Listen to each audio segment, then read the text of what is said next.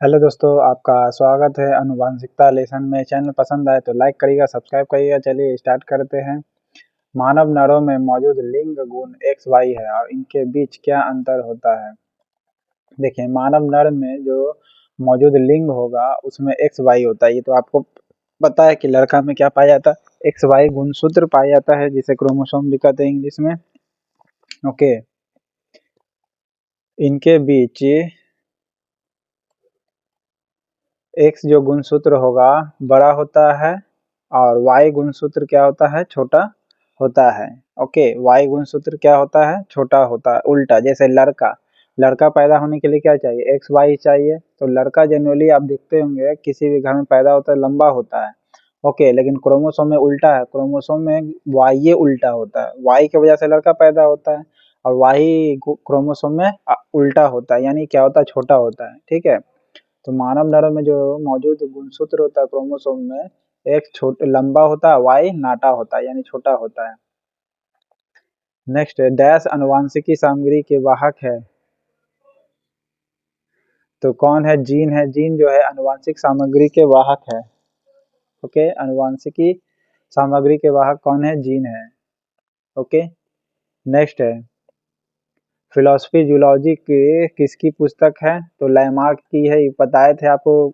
याद करने का एक तरीका, फिलोसफी जूलॉजी किसकी पुस्तक है, लैमार्क की है। ओके, और जैव विकास का किसने भी डिफिनेशन दिया, तो लैमार्के ने बोला था जैव डेवलपमेंट का। ओके, नेक्स्ट है, समजात अंग होते क्या है, रचना में समान होते हैं। ओके, रचना में समान होते हैं। जैसे आदमी का हाथ हाथ दोनों सेम होता है, लेकिन कार्य ये बारी बारी से भी कर सकता है, साथ में भी काम कर सकता है। ठीक है, तो रचना में समान, एक हाथ से आप उठा सकते हैं, एक हाथ को पॉकेट में डाल के चल सकते हैं। ठीक है, तो रचना में समान होता है लेकिन कार्य में अलग अलग होता है। कार्य में समान कहिएगा तो क्या हो जाएगा, समरूप हो जाएगा। एग्जाम्पल। ओके, ये पिछला वीडियो में बताया हुआ कैसे, तो आप देख सकते हैं। ठीक है, जैसे और ये चमगादड़ का देख सकते हैं, चमगादड़ है और तितली है, दोनों का पंख से उड़ता है। अब बताइए, दोनों का एक पंख काट दिया जाए तो उड़ सकता है, नहीं। तो वह समरूप हो गया, यानी कार्य दोनों के बगैर कर ही नहीं सकता, तो वो समरूप का एग्जाम्पल हो गया। ओके, क्योंकि मनुष्य तो एक हाथ से काम कर सकता है, ठीक है, पर पक्षी एक हाथ से उड़ नहीं सकता है। ठीक है, नेक्स्ट है, पक्षी और तितली के अंग कैसे होता है, अभी बताया जस्ट कि समरूप होते हैं। क्योंकि पक्षी का एक पंख काट दिया, तितली का एक पंख काटिए, उड़ पाएगा नहीं, क्योंकि कार्य में समान होता है। ओके, काम नहीं कर पाएगा। ओके, कार्य में समान होता है, कौन, समरूप, इसीलिए कहलाएगा। और रचना में खाली समान होगा तो समजात कहलाएगा। नेक्स्ट है, चमगादड़ एवं पक्षी के पंख किस प्रकार के अंग होते हैं, बताए थे समरूपी होंगे। ओके, क्या होंगे, समरूपी होंगे। चमगादड़ और पक्षी के पंख क्यों होंगे, बताए थे समरूपी, क्योंकि दोनों पंख से वो उड़ सकता है। ओके, दोनों रूप धारण कैले रहेगा तभी उस रूप में उड़ पाएगा। ठीक है, नहीं तो एक पंख काट दिए तो उड़ ही नहीं पाएगा। नेक्स्ट है, जलवायु एवं वातावरण के प्रभाव से उत्पन्न विभिन्नता क्या कहलाती है, कायिक विभिन्नता कहलाती है। ये बताए थे, इसका भी ट्रिक याद करने का क्या था, ट्रिक आप लिख सकते हैं कमेंट बॉक्स में। जलवायु एवं वातावरण के प्रभाव से विभिन्नता आ जाती है, यानी डिफरेंस कलर आ जाता है, कायिक काला डिफरेंट कलर का आ जाता है। ओके, तो ये कायिक विभिन्नता है। डार्विन कॉन्सेप्ट क्या बतलाया था, डार्विन ने बताया सरल जीवों से जटिल जीवों का निर्माण करता है। ओके, सरल जीवों से जटिल जीवों का निर्माण करता है। ओके, एक छोटा सा मॉलिक्यूल से बड़ा मॉलिक्यूल्स बन जाती है। ओके, इवोल्यूशन कह सकते हैं, इवोल्यूट करता है। डार्विन का कॉन्सेप्ट सरल जीवों से जटिल जीवों का निर्माण करता है। ओके, नेक्स्ट है, जीन डैश की गति के विधि के माध्यम से लक्षणों को नियंत्रित करते हैं। तो हार्मोन के जरिए क्या करती है, ये गतिविधि के माध्यम से लक्षणों को नियंत्रित करते हैं। ओके, क्या करते हैं, लक्षणों के माध्यम से नियंत्रित करते हैं। जीन जो होती है डैश की गतिविधि के माध्यम से लक्षणों को नियंत्रित करते हैं, तो हार्मोन को नियंत्रित करती है। ओके, जीन जो होती है हार्मोन की गतिविधि के माध्यम से लक्षणों को नियंत्रित करते हैं। नेक्स्ट है, सर्वप्रथम जीन शब्द का प्रयोग किसने किया था? सर्वप्रथम जीन शब्द का प्रयोग जोहानसन ने किया था। ओके, पिछला वीडियो में देखे होंगे। Gene Johansson, gene Johansson, gene Johansson, याद करने का तरीका। ओके, और डार्विन ने क्या कहा था? सरल जीवों से जटिल जीवों में कन्वर्ट होते जाता है। ओके, इसका एग्जाम्पल आप वीडियो में देख सकते हैं आसानी से। एक छोटा सा या बंदर से फिर मनुष्य बन जाता है, या छोटा से एक आदमी का रूप आदमी से बुढ़ापा, ये क्या है? डार्विन का ही कॉन्सेप्ट था। नेक्स्ट है, निम्नलिखित के कारण जीव अपने आप में परिवर्तन लाते हैं, वह कहलाते क्या है? अनुकूलन। ओके, अनुकूलन माने सर्वाइवल ऑफ फिटेस्ट। ओके, यानी जैसी स्थिति रहेगी वैसा काम करेगा। वीडियो देख सकते हैं आसानी से कि कंगारू कैसे भाग रहा है अपनी जान बचा करके। अनुकूलता क्या था? उसको किसी भी हाल में भागना पड़ेगा, नहीं तो जैसे माँ अपने जरायुज में लेकर चल रही है, अचानक से दौड़ना चालू करती तो बच्चा गिरता है, देख रहे तेजी से भाग रहा है। ओके, तो ये अनुकूलन है, जैसी स्थिति वैसा उसको काम करना पड़ेगा, नहीं तो जान गंवानी पड़ सकती है।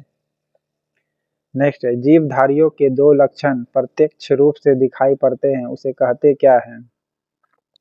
जो भी जीवधारी होंगे उसके दो लक्षण प्रत्यक्ष रूप से दिखाई पड़ते हैं, उसे कहते हैं फिनोटाइप। ओके, बताए थे इसका ट्रिक ही, आप बता सकते हैं कमेंट बॉक्स में कैसे याद करने के लिए। ओके, प्रत्यक्ष रूप से दिखाई पड़ते हैं दो लक्षण, तो फिनोटाइप। फोन वाला टाइप करके बताए थे एक। नेक्स्ट है, जैव विकास के सर्वप्रथम किसने समझाया था? लैमार्क ने समझाया था। जैव विकास जो है सर्वप्रथम किसने समझाया था? लैमार्क ने बताया था जैव विकास एक किसने समझाया था? लैमार्क ने। देखिए इसके नाम में ऑलवेज साइंटिस्ट लोगों के साथ गड़बड़ हो जाता है।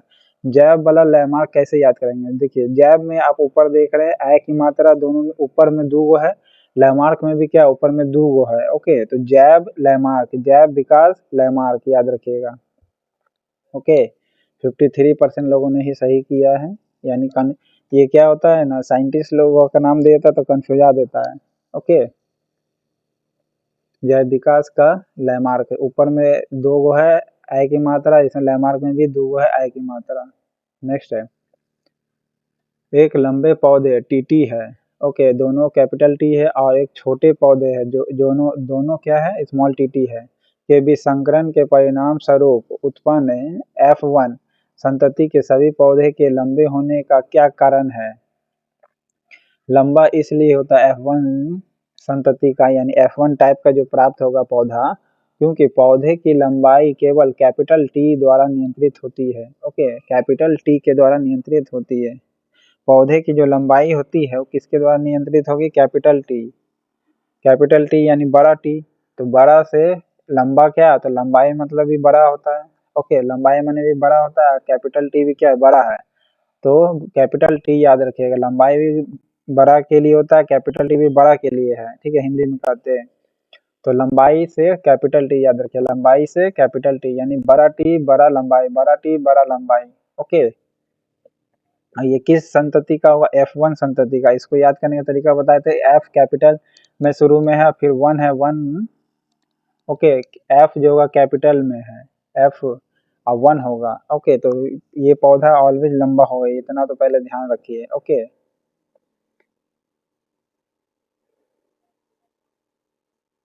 और इसका जो संतान होगा कैपिटल टी और स्मॉल टी का निर्माण करेगी। ओके, इस प्रकार। नेक्स्ट है, वर्ग ए बी रक्त वाला व्यक्ति किसी ऐसे व्यक्ति का ब्लड ले सकता है जिसका ब्लड वर्ग कैसा हो? ए हो या बी हो या ए बी हो, तीनों टाइप का ले सकता है। ओके, ये सब पिछला वीडियो में लैमार्क ने लैंडस्टीनर ने खोज किया था। ओके, ब्लड ग्रुप का। मेंडल ने मटर के कितनों गुणों का अध्ययन किया था? टोटल 7 गुण को अध्ययन किया था दोस्तों। ओके, मेंडल ने 7 गुणों का अध्ययन किया था। 7 गुण 7 सप्ताह, 7 गुण 7 सप्ताह, मेंडल ने इस प्रकार मटर के गुणों को याद किया था, भले अनुसंधान किया था या अध्ययन किया था। कंफ्यूज आ जाइएगा तो याद रखिए 7 सप्ताह 7 गुण। ओके, 7 सप्ताह 7 गुण, इससे रिलेशन बना करके मेंडल का याद रख सकते हैं। वीडियो बार बार देखिएगा ना, सप्ताह में 1-2 बार, ऑटोमेटिक आपको हमेशा के लिए याद हो जाएगा, कंफ्यूज आइएगा भी नहीं क्वेश्चन में। ओके, मेरा वीडियो 1-2 बार खाली रिपीट करके 3-4 बार देख लीजिए, सप्ताह में 2 बार कम से कम। ओके, फिर देखिए आप कोई क्वेश्चन कन्फ्यूज करके गलत नहीं होगा। नेक्स्ट है, वैसे जीव जो आपस में प्रजनन कर सकते हैं, जो अपने जैसे संतान उत्पन्न करते हैं, क्या कहलाते हैं? एक जाति कहलाती है। फिर से सुनिएगा, वैसे जीव जो आपस में प्रजनन करके अपने जैसे ही संतान उत्पन्न करेगा। ओके, जैसे मेल फीमेल सेक्स करके कैसा पैदा करेगा, अपने ही जैसा करेगा। और इसका ट्रिक भी मैंने बताया था दूसरा वीडियो में। ओके, अपने जैसे मेल और फीमेल है, लड़का लड़की है, ओके, ये आपस में सेक्सुअल रिलेशन बनाता है तो एक बच्चे का जन्म देगा किसका, वो भी लड़का होगा या लड़की होगा, ना कि कुत्ता या बकरी का जन्म दे देगा। ओके, यानी अपने जैसे ही संतान दे रहा है, अपने जैसे ही संतान देना तो वो एक जाति कहलाई। ओके, एक जाति ही कहलाई, ध्यान रखिएगा, क्या कहलाई? एक जाति। नेक्स्ट है, किस प्रकार का पुनर्जन्म अधिक विविधता ला सकता है? सेक्सुअल रिलेशन के जरिए क्या ला सकते हैं? अधिक विभिन्नता ला सकते हैं। ओके, क्या ला सकते हैं? अधिक विभिन्नता ला सकते हैं। पुनर्जन्म में अधिक विविधता ला सकते हैं, लैंगिक यानी सेक्सुअल रिलेशन से। देखते होंगे कि विभिन्नता ला सकते हैं, जैसे गोरा लड़की है, लड़का ब्लैक है, तो उससे जो भी बच्चा पैदा होगा तो ज़्यादातर गोरा ही पैदा होगा। या फिर देख सकते हैं, ये तो हो गया कंडीशन। दूसरा और भी देख सकते हैं कि अच्छा संतान प्राप्त करना है तो सेक्सुअल रिलेशन में क्या करता है, स्ट्रॉन्ग पीपल यानी देहदार, देहदार का मतलब है स्ट्रॉन्ग है, जिसका टेस्टोस्टेरोन बॉडी बिल्डर है, वो सबसे अगर सेक्सुअल रिलेशन लाता है तो उसका देखिएगा बॉडी इम्यूनिटी हाई रहता है, किसके तुलना में? जिसका बॉडी इम्यूनिटी वीक रहता है। अब जैसे मोटा लड़की है और उससे जो बच्चा पैदा लेगा तो बहुत हद तक चांसेस है कि उसका बच्चा भी क्या होगा? मोटा होगा। ओके, तो ये सब लैंगिक विभिन्नता के कारण आती है। देख सकते हैं, जिसका माता पिता मोटा होगा गारंटी होगा कि उसका बच्चा मोटा होगा। ओके, लगभग मैं 90 से 90% कह सकता हूँ। ओके, आप भी गौर कर सकते हैं। ओके, नेक्स्ट है, आनुवांशिक लक्षण को एक पीढ़ी से दूसरे पीढ़ी तक कौन पहुंचाता है? तो डीएनए पहुंचाता है एक पीढ़ी से दूसरे पीढ़ी। और मिलता लक्षण जो है किसी कारण, तो एलिलिन के कारण, एलील के कारण। ओके, अगर एलील दिया हुआ है, डीएनए दिया हो तो एलील चुनना, याद रखिएगा, नहीं तो फिर डीएनए मारिएगा। आनुवांशिक लक्षण एक पीढ़ी से दूसरे पीढ़ी तक कौन पहुंचाता है? तो डीएनए। ओके, नेक्स्ट है, एक्स गुणसूत्रों वाला शुक्राणु अंडाणु को निषेचित करेगा तो युग्मक में गुणसूत्र होगा और वह मादा होगी तो एक्स एक्स मिलेगी। ओके, फिर से सुनिएगा, इसका मतलब ये क्या कहना चाह रहा है। एक्स गुणसूत्र वाला शुक्राणु है, देखिए लड़का क्या देता है? शुक्राणु देता है, लड़की क्या देगी? अंडाणु देगी। अंडाणु लड़की का अगर याद नहीं रहता तो मुर्गी क्या देगी? अंडाणु फीमेल रहती है, ठीक है, शुक्राणु लड़का होता है यानी सेक्स। ये दोनों के संपर्क आने से लड़का में क्या होता है? एक्स वाई होता है, याद रखिएगा, एक्स वाई होता है, जबकि गर्ल्स में क्या होती है? एक्स एक्स होती है। ओके, वीडियो में आप देख सकते हैं। इससे जो भी निषेचित होगी ना तो वो क्या कहलाएगा? निषेचित यानी मिल जाएगा, निषेचित माने मिल जाएगा तो जायगोट का निर्माण करेगा। ओके, जिसे युग्मक कहते हैं, युग्मक माने जोड़ा ही होता है या जायगोट होता है। ओके, इससे जो पैदा लेगी तो क्या होगा? मादा होगी, क्योंकि एक्स गुणसूत्र वाला शुक्राणु है। ओके, लड़का क्या एक्स है, अंडाणु का क्या होता है? हमेशा एक्स एक्स रहेगा तो लड़की ना पैदा लेगी। ओके, और शुक्राणु का अगर बाई गुणसूत्र से टकराता, अंडाणु से निषेचित होता तो लड़का पैदा होता है। ओके, यानी एक्स वाई हो जाता है। नेक्स्ट है, वीडियो में देख सकते हैं, आप आसानी से समझ सकते हैं। आनुवांशिकी इकाइयां है क्या? जीन है। आनुवांशिकी इकाई ये क्या है? जीन है। या बोलेगा आनुवांशिकी की इकाई कौन है? तो जीन बोलिएगा। ओके, प्रोटीन का निर्माण करता राइबोसोम, और कोशिका का आत्महत्या से लाइसोसोम हो गया, ठीक है। नेक्स्ट है, पुरुषों में गुणसूत्र होते हैं, एक एगो एक्स एक वाई होता है। ओके, यानी एगो एक्स होता है तो दूसरा कौन होता है? वाई। पुरुष में गुणसूत्र यानी क्रोमोसोम, वीडियो में देख सकते हैं आसानी से। नेक्स्ट है, मेंडल के पौधे पर किए गए प्रसिद्ध प्रयोग की व्याख्या में शुद्ध रूप से लंबे जनक पौधे को किस चिन्ह के द्वारा इंगित किया गया है? तो लंबे पौधे को कैपिटल टीटी से इंडिकेट किया गया। बताया था कि लंबा यानी लंबा माने बड़ा, लंबा जो होता है उसको हम क्या कहते हैं? जनरली व्यू से बड़ा कहते हैं, तो बड़ा, तो दोनों बड़ा रहेगा, ठीक है, दोनों टीटी क्या रहेगा, बड़ा रहेगा, यानी कैपिटल टीटी रहेगा, दोनों बड़ा टीटी रहेगा। ओके, याद करिएगा, दोनों कैपिटल टीटी रहेगा। नेक्स्ट है, जीवों में आनुवांशिक लक्षण संतान में ले जाए जाते हैं कहाँ, क्रोमोसोम द्वारा। फिर से सुनिएगा, जीवों में जो आनुवांशिक लक्षण होते हैं संतान में कैसे ले जाते हैं, तो क्रोमोसोम के द्वारा ले जाते हैं। ओके, जीवों में आनुवांशिक लक्षण जो संतान में ले जाते हैं कैसे जाता है, तो क्रोमोसोम के द्वारा, नहीं तो फिर डीएनए रहता तो डीएनए लिखते आप।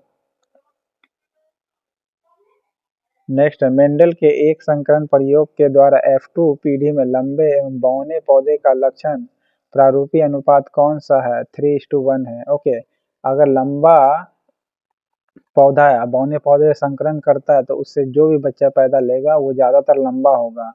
ओके, ज्यादातर लंबा यानी 3:1 होगा। अगर 4 बच्चा पैदा लेता है तो 3 वो लंबा गारंटी रहेगा, एक वो कम होगा। ठीक है, ये मेंडल के संकरण के करवाया गया लक्षण है। और F2 पीढ़ी का, ओके, F2 पीढ़ी में।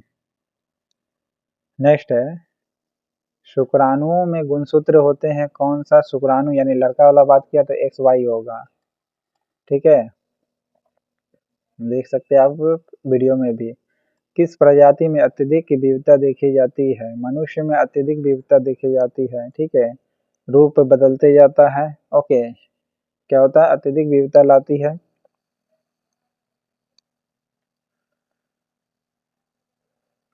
नेक्स्ट है, समरूप अंग होते हैं क्या, कारी में समान, बताए थे कारी में समान है, जैसे पक्षी का पंख है और चमगादड़ का पंख है, काट दीजिएगा एक वो तो क्या उड़ पाएगा, नहीं, क्योंकि दोनों को कार्य करना समान जरूरी है तभी, यानी इसका मतलब कार्य क्या कर रहा है, दोनों का समान है।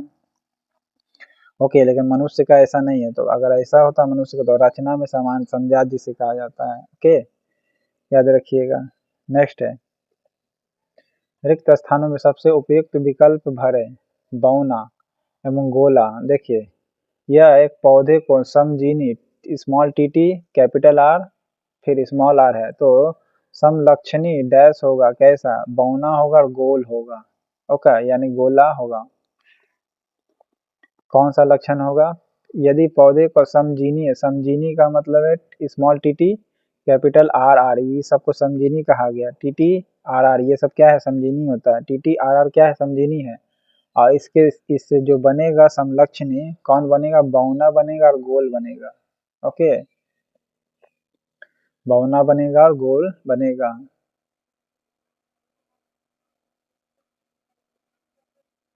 देखिए, स्मॉल टी है तो स्मॉल यानी स्मॉल बने बौना, स्मॉल बने बौना यानी छोटा, स्मॉल बने बौना यानी छोटा, तो स्मॉल टी से पर चालू होना चाहिए, याद रखिए। ओके, नेक्स्ट है, समस्त जैव कोशिका में रासायनिक ऊर्जा के सार्वजनिक वाहक का नाम क्या है, तो एटीपी है। समस्त जैव कोशिका में रासायनिक ऊर्जा बोला है, ऊर्जा का कौन सा एग्जाम्पल हो भाई, एटीपी होता है, बताए थे ये सब। ओके, तो ये पार्ट 1 था दोस्तों। आनुवांशिकता का चैनल पसंद आए तो लाइक करिएगा, सब्सक्राइब करिएगा। Thank you.